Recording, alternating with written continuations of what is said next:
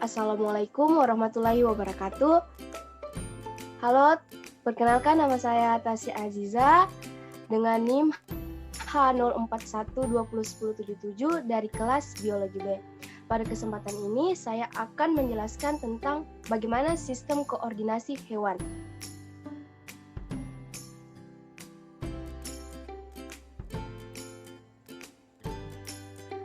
Pengertian sistem koordinasi. Sistem koordinasi adalah sebuah sistem yang mengatur kerja organ-organ pada tubuh. Sistem ini berperan untuk memerintahkan setiap organ untuk dapat bekerja sama mendukung suatu fungsi pada tubuh. Next.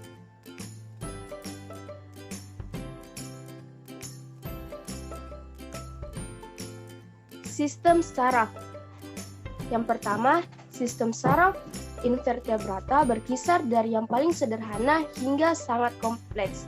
Yang kedua, pada Cnidaria, sel-sel neuron membentuk suatu jaring-jaring tersebar. Mereka menerima informasi dari sel-sel reseptor sensoris yang dapat dijumpai pada permukaan epitel hewan. Neuron akan merangsang sel epitel otot sehingga menyebabkan terjadinya gerakan dinding pada tubuh. Yang ketiga, sistem saraf pada anggota cacing pipih seperti planaria itu lebih terorganisasi dibanding dengan Cnidaria, di mana koordinasi planaria lebih efisien sehingga memungkinkan pertambahan motilitas. Beberapa jaring-jaring saraf memadat menjadi dua korda dan terdapat dua kelompok badan pada sel. Yang keempat, pada cacing tanah. Dua korda tersebut telah menjadi satu membentuk korda saraf ganda yang merentang sepanjang permukaan pada ventral tubuh. Di antara korda saraf terdapat ganglia, di mana satu ganglia itu pada setiap segmen tubuh. Next. Kelima, arthropoda. Arthropoda juga memiliki korda saraf ventral ganda, serta kelompokan badan sel saraf berukuran lebih besar sehingga dapat disebut dengan otak. Sistem saraf juga mengandung banyak ganglia lain yang saling berhubungan melalui serabut saraf yang berjalan sepanjang permukaan ventral. Hewan yang memiliki tipe saraf ini banyak melakukan aktivitas yang rumit, misalnya gerakan-gerakan persendian kecil itu yang dikoordinasi oleh ganglion yang paling berdekatan, yang posisinya itu berdekatan. Yang keenam, sistem saraf pada vertebrata itu lebih ke arah dorsal yang letaknya lebih rumit. Korda spinalis dan otak masing-masing terbungkus dan dilindungi oleh kolumna vertebralis dan kranium. Kecenderungan evolusi saraf vertebrata mengarah ke pemusatan kontrol otak yang disebut dengan sepalisasi, di mana kecenderungan ini masih terus berlanjut hingga sampai saat ini.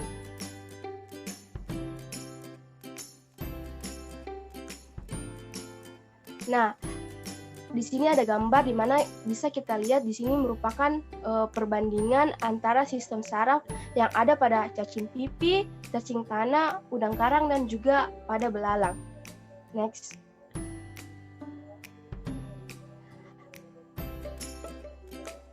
Selanjutnya, organisasi sistem saraf pada kelompok hewan vertebrata. Sistem saraf vertebrata dibagi menjadi beberapa subbagian yang didasarkan atas perbedaan anatomi, fisiologi, dan juga fungsinya. Di sini ada gambar di mana kita bisa kita lihat sistem saraf itu dibagi menjadi dua, yaitu perifer dan sistem saraf pusat. Kemudian sistem saraf perifer itu dibagi lagi menjadi dua, yaitu sel saraf sensoris dan motorik. Sel saraf motorik ini dibagi lagi menjadi dua, yaitu somatik dan juga otonom. Sel saraf otonom dibagi lagi menjadi dua, yaitu sistem saraf simpatik dan juga parasimpatik. Next. Sistem saraf pusat. Sistem saraf pusat tersusun dari otak. Bisa kita lihat pada gambar 1, yaitu contohnya otak manusia. Dan korda spinalis yang membentuk hubungan antara otak dan bagian tubuh lainnya. Irisan melintang korda spinalis menunjukkan gambaran saraf daerah pusat yang dimana zat abu-abu itu merupakan gray matter dan bagian luarnya yang berwarna putih disebut dengan white matter. Untuk lebih jelasnya bisa dilihat pada gambar kedua. Di mana zat abu-abu terdapat interneuron, badan sel neuron motoris, dan juga neuroglia. Zat putih itu terdiri dari serabut traktus yang berjalan longitudinal melalui korda spinalis. Next.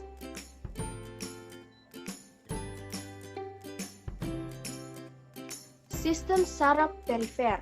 Yang pertama, sistem saraf perifer tersusun dari neuron-neuron yang aksonnya menjulur dari sistem saraf pusat menuju jaringan dan organ tubuh, di mana ini meliputi neuron motoris yang membawa sinyal keluar dan neuron sensoris yang membawa sinyal masuk.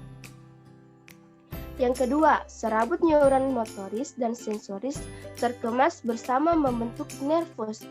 Nervus cranialis yaitu nervus yang berhubungan secara langsung dengan otak. Contohnya nervus opticus, dan nervus spinalis yang berhubungan langsung dengan korda spinalis. Yang ketiga, pasangan nervus spinalis, motoris dan sensoris itu masuk dan muncul dari korda melalui ruang antar tulang belakang. Yang keempat, serabut motoris menginversasi otot di berbagai daerah tubuh dan serabut sensoris menerima sinyal dari reseptor yang ada pada tubuh. Pada manusia itu sendiri dijumpai adanya 31 pasang nervus spinalis dan 12 pasang saraf kranial. Next. Selanjutnya yaitu impuls saraf. Yang pertama, impuls saraf adalah arus listrik, di mana yakni aliran ion yang berjalan sepanjang akson sama dengan cara elektron berjalan sepanjang kawat. Yang kedua, akson merupakan konduktor listrik yang buruk, di mana artinya ion yang dilaluinya hanya berjarak pendek sebelum dia mati. Sebaliknya, impuls saraf tidak berkurang bila berjalan dari ujung akson ke ujung lainnya. Potensial aksi yang berjalan sepanjang membran disebut dengan impuls saraf. Impuls saraf berjalan lebih lambat dibanding arus listrik karena secara berkurang intensitasnya selama konduksi. Distribusi ion pada satu sisi membran diatur oleh 3 faktor. Yang pertama, difusi. Difusi partikel akan menurunkan konsentrasi. Yang kedua, tarik-menarik partikel dengan muatan yang berlawanan dan penolakan partikel dengan muatan yang sejenisnya.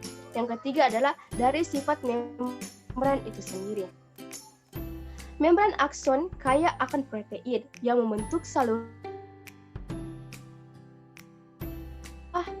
dan K. Sifat penting protein ini bahwa perubahan bentuknya yang berakibat membuka menutupnya saluran ion. Jadi, saluran ini disebut dengan pintu gerbang. Ciri penting lain membran akson adalah adanya protein membran yang integral yang disebut dengan pompa natrium kalium yang akan memompa ion natrium keluar dan akson ion kalium plus memasuki akson. Next. Nah, bisa kita lihat di gambar di samping itu merupakan gambar dari struktur sel neuron.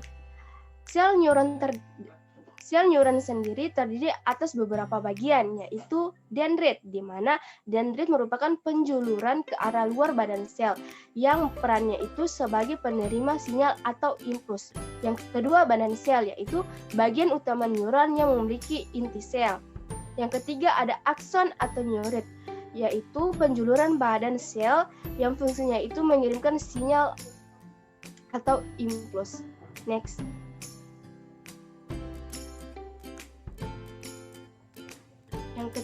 Yang terakhir adalah gerakan. Gerakan itu dibagi dua, yaitu gerak sadar dan gerak refleks. Gerak sadar adalah gerak di mana yang didasari dengan kesadaran penuh untuk melakukannya. Secara sengaja, misalnya saja saat kita lapar, kita sengaja mengambil makanan. Urutan proses terjadi gerak sadar adalah sebagai berikut, yaitu dari impuls ke reseptor indera. Terus ke saraf motorik. Saraf motorik menyampaikan ke otak. Otak menyampaikan ke saraf saya ulangi, impuls ke reseptor atau indera. Terus saraf sensorik. Saraf sensorik menuju ke otak dan otak menuju ke saraf motorik dan atau otot. Yang kedua, gerak refleks terjadi secara spontan. Misalnya saja saat kita sedang fokus mengamati sesuatu, lalu seseorang memukul kita dari belakang. Pada gerak refleks ini, impuls berjalan cukup cepat dengan jalur yang pendek. Urutan proses terjadinya gerak refleks adalah sebagai berikut. Yang pertama adalah kita menerima rangsangan, terus tersampaikan melalui neuron sensorik. Neuron sensorik menyampaikan kepada sumsum tulang belakang, dan sumsum tulang belakang menyampaikan pada neuron motorik. Lalu terjadi next. Oke, itulah tadi sedikit penjelasan dari saya bagaimana sistem koordinasi pada hewan. Happy Enjoy MPPT. Terima kasih. Lebih dan kurangnya mohon dimaafkan. Wassalamualaikum warahmatullahi wabarakatuh.